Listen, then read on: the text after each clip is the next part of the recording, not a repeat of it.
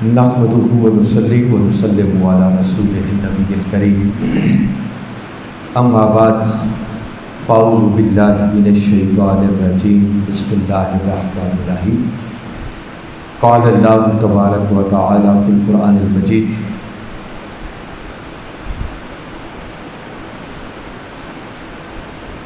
Rabbi humbly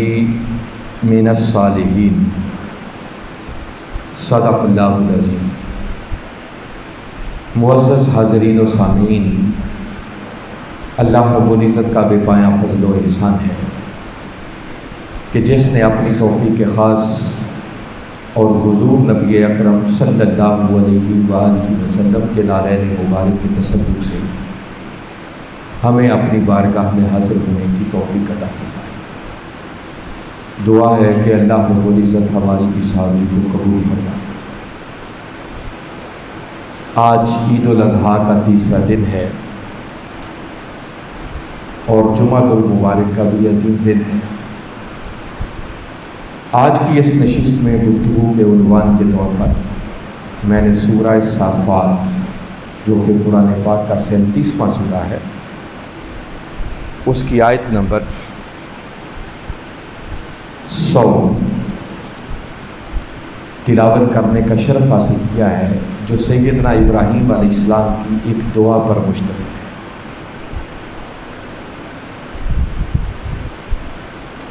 Eid ul Azha के मौका पर सबसे बढ़कर कबूलियत का हामिल अगर कोई अमल है तो वो अल्लाह के यहाँ कुर्बानी का अमल है। कुर्बानी क्या है? सहाबाए किराम रिज़वानुल्लाहि अलैहिम अजमाइन ने जब यही सवाल ताजदार कायनात सल्लल्लाहु अलैहि वसल्लम की बारगाह अक़दस में किया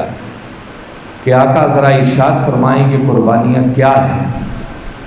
तो मेरे आका सल्लल्लाहु अलैहि वसल्लम ने फरमाया कि ये तुम्हारे बाप इब्राहीम अलैहिस्सलाम की सुन्नत है, और फरमाया कुर्बानियों के लिए तुम जो जानवर ज़िबा करते हो, क़यामत वाले दिन ये जानवर अपने सींगों, अपने बालों, हत्ता कि अपने खुरों समेत आएंगे और इनके एक एक बाल के बदले तुम्हें नेकी अदा की जाएगी। इसलिए फरमाया कि खुश दिली के साथ कुर्बानी किया गया। कुर्बानी इब्राहीम अलैहिस्सलाम की सुन्नत कैसे बनी? इब्राहीम अलैहिस्सलाम अल्लाह के वो बरगुज़ीदा बंदे हैं कि जिनको अल्लाह रब्बुल इज़्ज़त ने अपनी दोस्ती के लिए मुंतखब किया। उनको जब मुख्तलिफ़ आजमाइशों में डाला तो बारी ताला ने ख़ुद ही ऐलान किया फ़अतम्महुन्ना कि इब्राहीम अलैहिस्सलाम हर इम्तिहान में कामयाबी से हमकनार हो गए। और जब हर इम्तिहान में कामयाबी से हमकनार हुए तो तब बारी ताला ने इरशाद फरमाया काला इन्नी जाइलुका लिन्नासी इमामा, क्या इब्राहीम चूँकि हर इम्तिहान में आप कामयाबी से हमकनार हो गए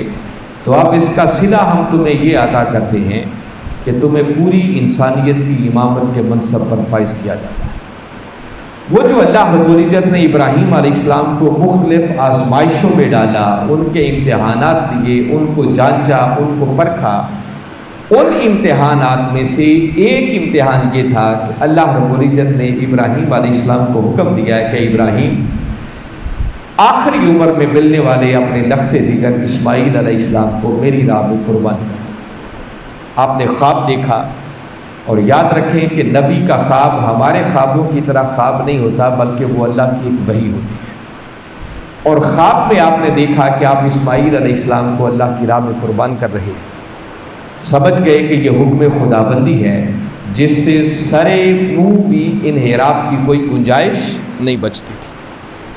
कुरान इस बात का जिक्र सूरह साफ़ात में जो करता है, आपने अपने बेटे को बुलाया और बेटे को बुलाकर ये ख्वाब सुनाया।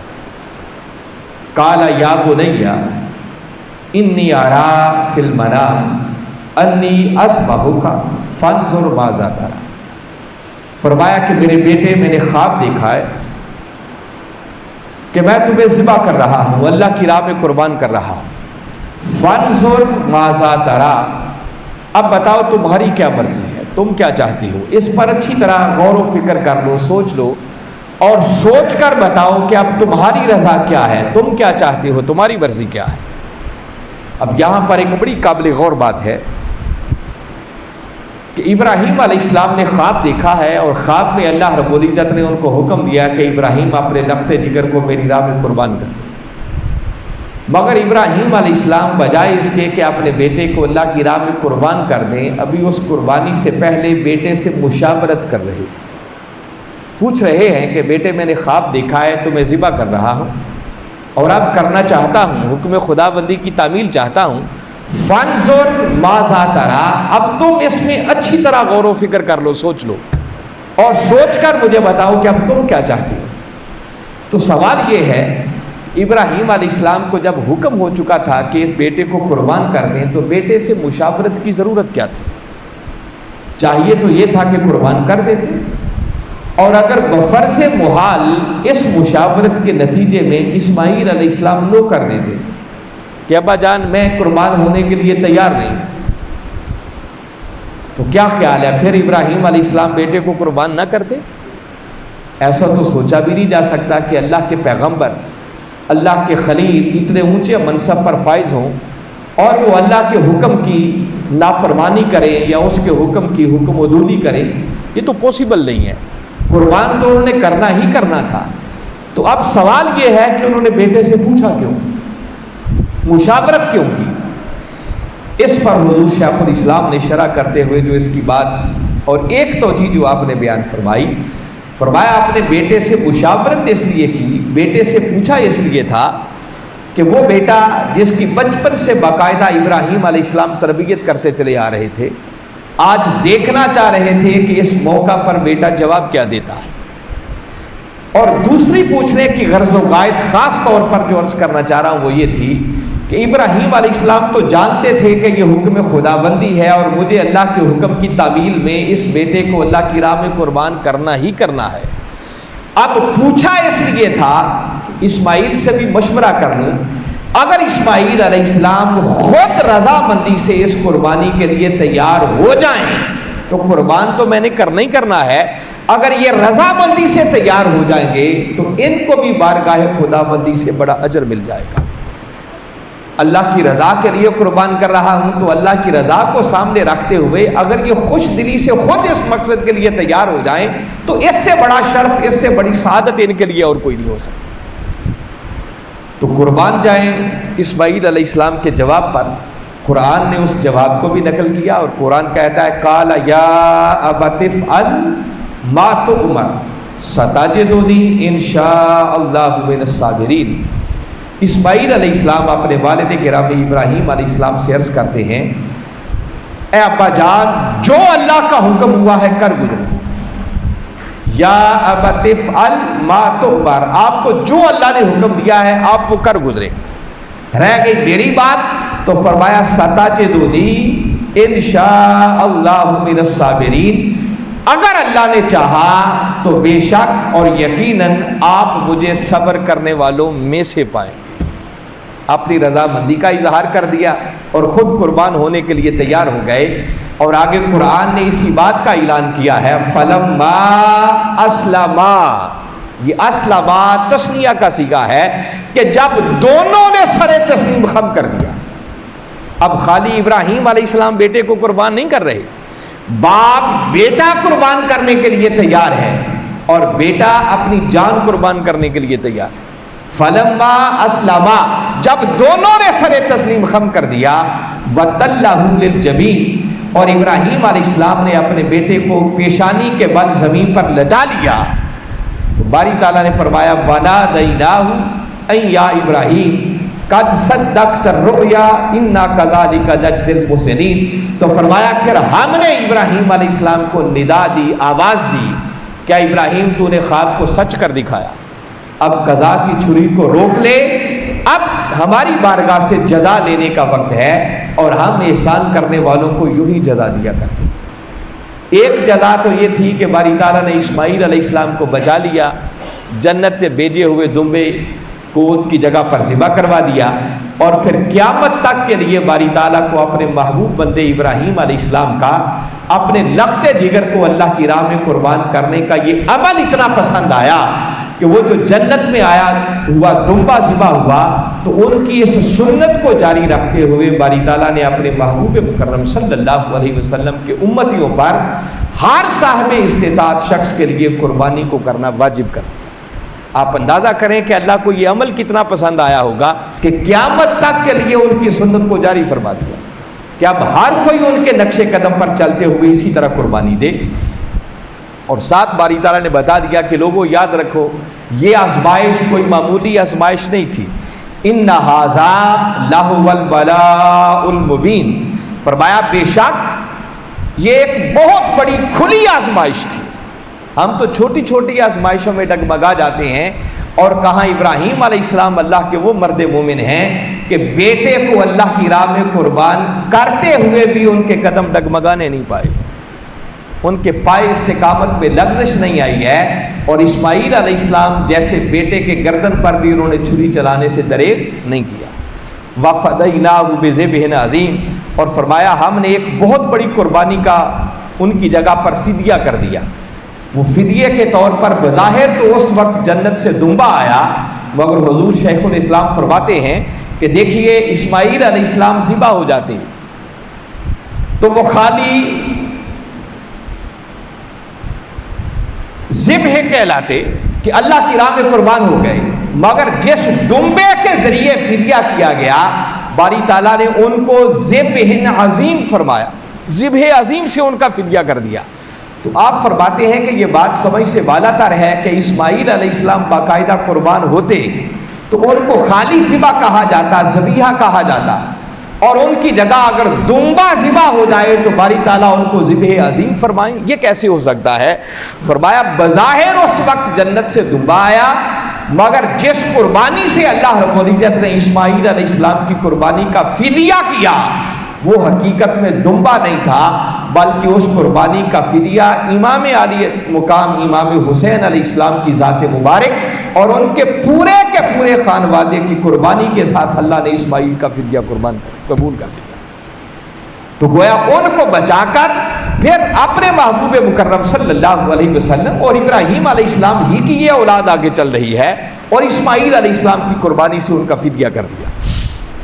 اور آگے فرمایا وَتَرَكْنَا عَلَيْهِ فِي الْآخِرِينَ، اور ہم نے پیچھے آنے والوں میں ان کا ذکر خیر چھوڑ دیا، ان کی سنت کو جاری فرما دیا۔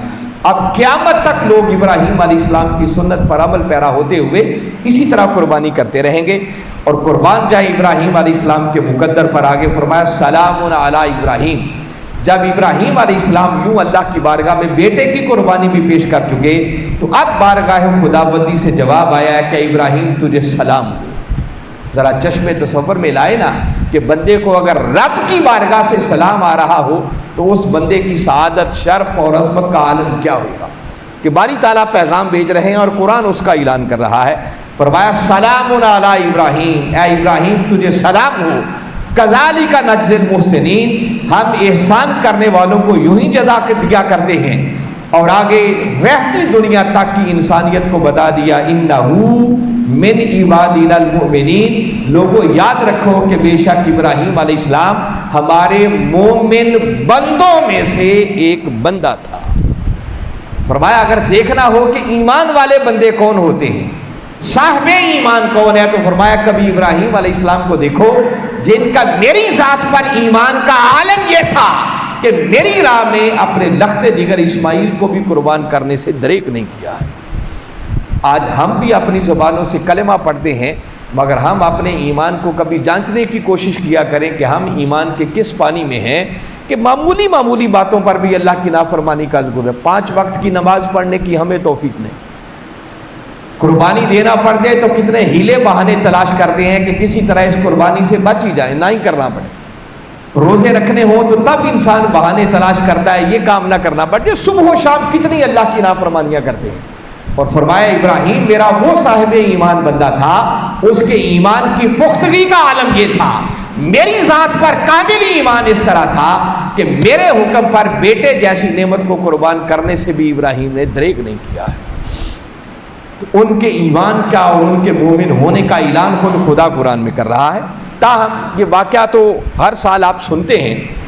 مگر آج اس واقعے کے اندر ایک خاص بات جس کی طرف میں متوجہ کرنا چاہ رہا ہوں، جو ہماری زندگیوں کے لیے ایک بہت بڑا سبق ہے، اور ہر بیان کرنے والا اتنی بات تو ضرور بیان کرتا ہے، اور اقبال نے بھی اسی بات کی طرف نشاندہی کی تھی کہ ابراہیم علیہ السلام کا کمال اپنی جگہ پر ہے کہ بیٹے جیسی نعمت کو بھی قربان کرنے سے دریغ نہیں کیا، مگر جب اسماعیل علیہ السلام سے پوچھا کہ بیٹے اب تیری کیا مرضی ہے، تو قربان جائیں اسماعیل علیہ السلام کے جواب پر جو ادب سے لبریز جواب دے رہے ہیں۔ دیکھیے باپ بیٹے کو ذبح کرنے کی بات کر رہا ہے، اور بیٹا کس طرح ادب سے لبریز جواب دے رہا ہے کہ یا ابت افعل ما تؤمر، کہ ابا جان جو اللہ کا حکم ہوا ہے کر گزریے، اگر میرے مولا نے چاہا ستجدنی انشاءاللہ من الصابرین، تو آپ مجھے صبر کرنے والوں میں سے پائیں گے۔ یہ وہ مقام تھا کہ جسے سامنے رکھتے ہوئے حکیم الامت علامہ اقبال بھی بول پڑے تھے کہ یہ فیضان نظر تھا یا کہ مکتب کی کرامت تھی، سکھائے کس نے اسماعیل کو آداب فرزند، کہ یہ جو اسماعیل علیہ السلام کو بیٹا ہونے کا ادب سکھایا کہ بیٹے ادب کیسے کیا کرتے ہیں، یہ اسماعیل علیہ السلام نے کہاں سے سیکھا کہ باپ بیٹے کو ذبح کرنے کی بات کر رہا ہے، اور اسماعیل اس پر بھی سراپا ادب بن کر باپ کو یوں جواب دیتے ہیں کہ ابا جان جو اللہ کا حکم ہوا ہے کر گزریے، اگر اللہ نے چاہا تو آپ اس عمل پر بھی مجھے صبر کرنے والوں میں سے پائیں گے، اور خود اپنی جان کو قربان کرنے کے لیے تیار ہو گئے۔ اب یہ جو ادب ہے کہ بیٹا اتنا ادب کر رہا ہے، اس بات میں شک نہیں ہے، یہ بڑی بات ہے کہ باپ بیٹے کو ذبح کرنے کی بات کرے اور بیٹا یوں ادب سے لبریز جواب دے۔ آج ہماری خواہشیں بھی ہوتی ہیں کہ ہماری اولادیں بھی ایسی بن جائیں، وہ بھی ایسی ادب کرنے والی بن جائیں، مگر یاد رکھیں اولاد کا ادب کرنا یہ بعد میں آتا ہے، پہلے والدین کا اپنا فرض ادا کرنا ان کی تربیت کے لیے یہ پہلے بنتا ہے۔ آج صورتحال یہ ہے کہ معاشرے میں سوسائٹی میں چلے جائیں تو ہر کوئی اپنے حق کی بات کرتا ہے کہ مجھے میرا حق نہیں مل رہا،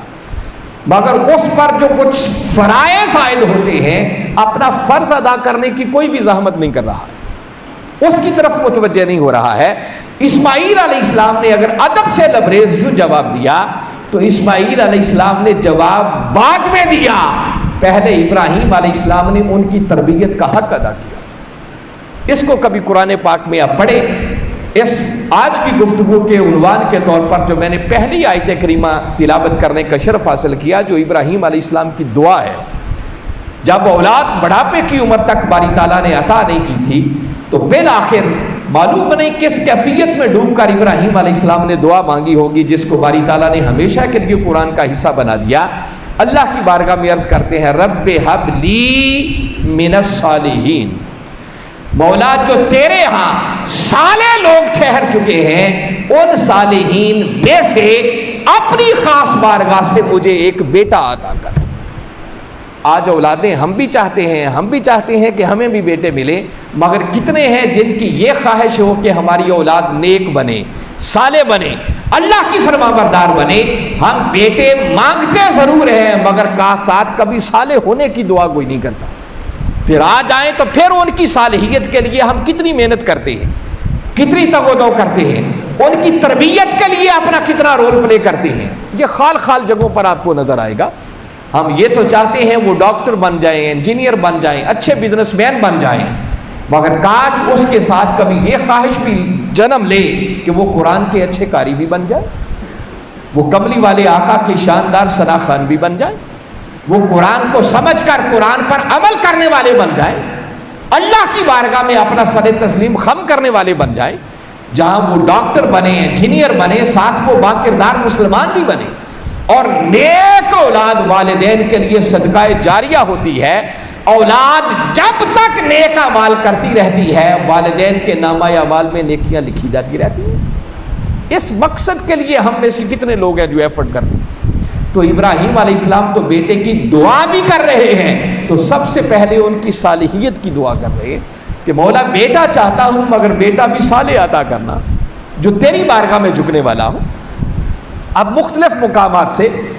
میں صرف ابراہیم علیہ السلام کا اپنی اولاد کے لیے وہ کتنے فکر مند رہتے تھے، اور خالی ڈائریکٹ اپنی اولاد نہیں بلکہ نسل در نسل جو آگے اولاد میں پیدا ہونے والے تھے ان کی تربیت کے لیے بھی کتنے فکر مند نظر آتے ہیں۔ صرف ابراہیم علیہ السلام کی شخصیت کا یہ پہلو رکھنا چاہ رہا ہوں آپ کے سامنے کہ محض اسماعیل علیہ السلام نے وہ ادب سے لبریز ہی جواب نہیں دیا،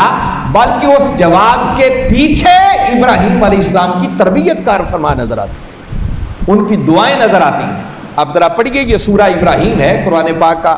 14واں سورہ ہے۔ باری تعالیٰ نے یہاں پر جب ابراہیم علیہ السلام کی ایک دعا کا ذکر کیا تو اب دعا بڑی خاص ہے۔ ابراہیم علیہ السلام اللہ کی بارگاہ میں دعا کر رہے ہیں، وَإِذْ قَالَ ابراہیم، جب ابراہیم علیہ السلام نے اپنے رب کی بارگاہ میں التجا کی، دعا کی، کیا رب اجعل ھذا البلد آمنا، کہ مولا یہ شہر مکہ، اس وقت وہ ابھی مکہ شہر نہیں بنا تھا جس جگہ وہ اپنی ذریت کو چھوڑ کے جا رہے تھے،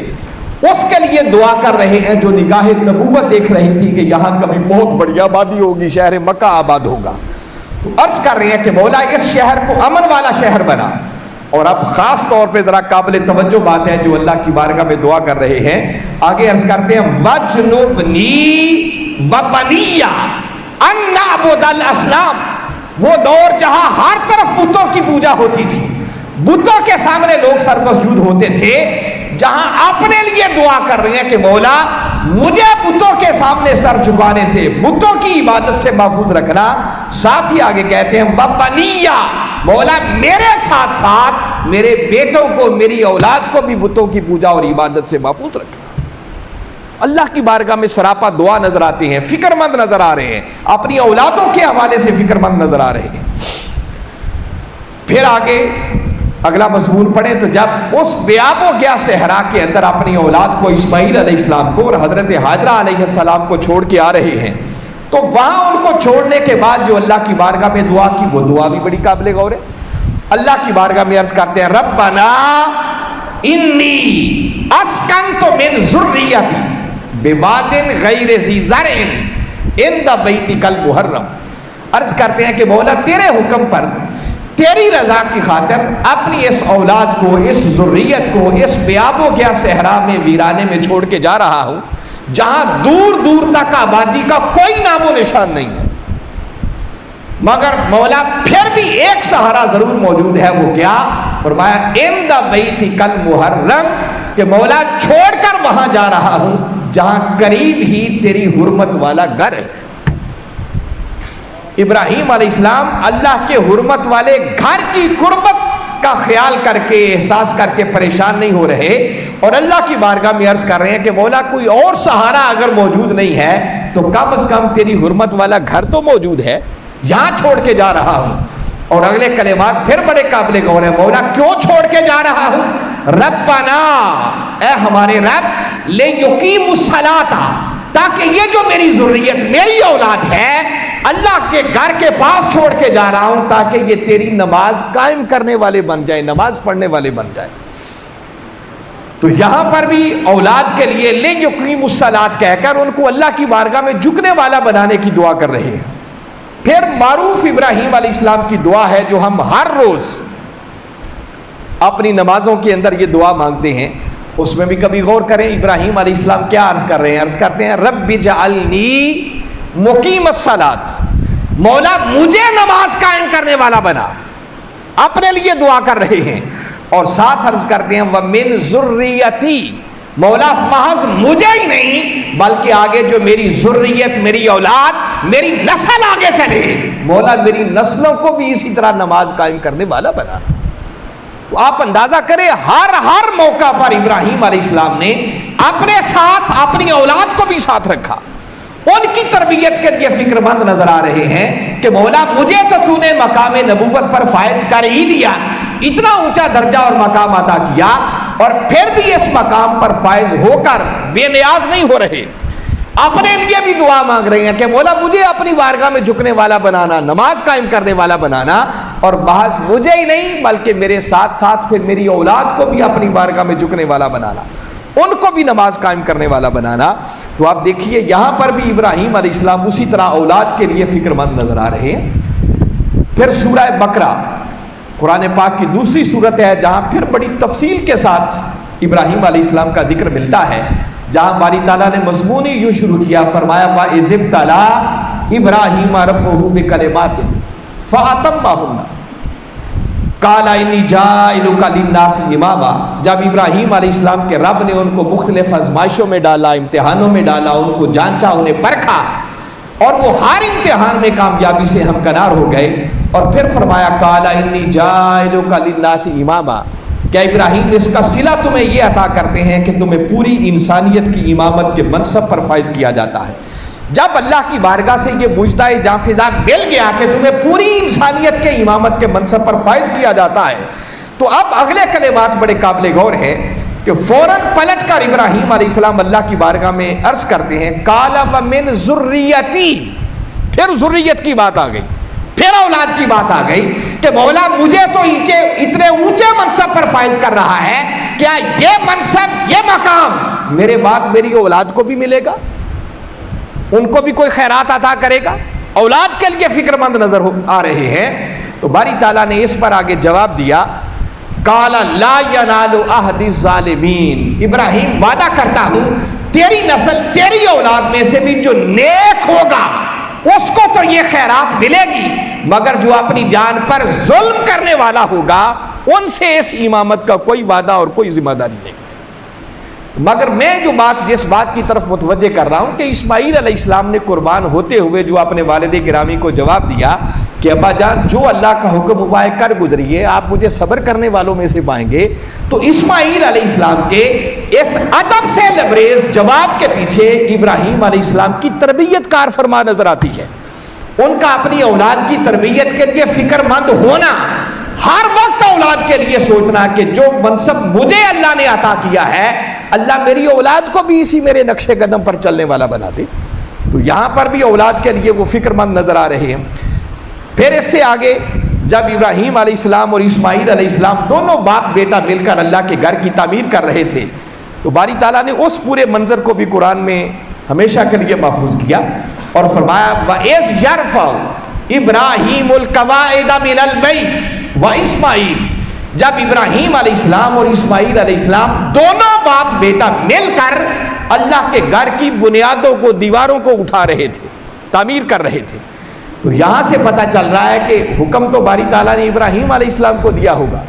مگر ابراہیم علیہ السلام نے اللہ کے گھر کی اس تعمیر جیسے نیک کام کے اندر بھی اپنی اولاد کو بھی ساتھ شامل کیا، بیٹے کو بھی ساتھ اس تعمیر میں ساتھ رکھا۔ تو اولادوں کو ہر نیک کام کے اندر بھی اپنے ساتھ رکھنا چاہیے، یہ نہیں ہے کہ خود نیکی کی طرف آئیں اور اولادوں کے لیے فکر مندی نہ ہو، خود تو صبح اٹھ کر فجر کی نماز پڑھنے مگر اولاد سوئی رہے، خود جمعہ پڑھنے کے لیے آ جائیں مگر اولاد کی فکر ہی نہ کریں کہ وہ کہاں جا رہی ہے، وہ آج بھی جمعے کے لیے آ رہی ہے یا نہیں آ رہی۔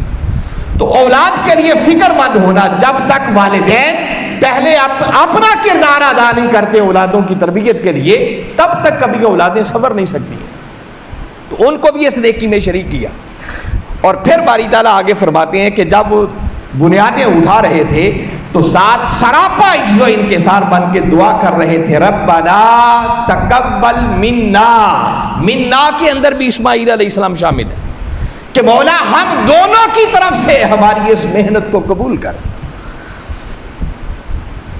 اور پھر اگلی دعا سننے والی ہے، پھر اللہ کی بارگاہ میں ہاتھ اٹھا کر دعا کرتے ہیں ابراہیم علیہ السلام ربنا،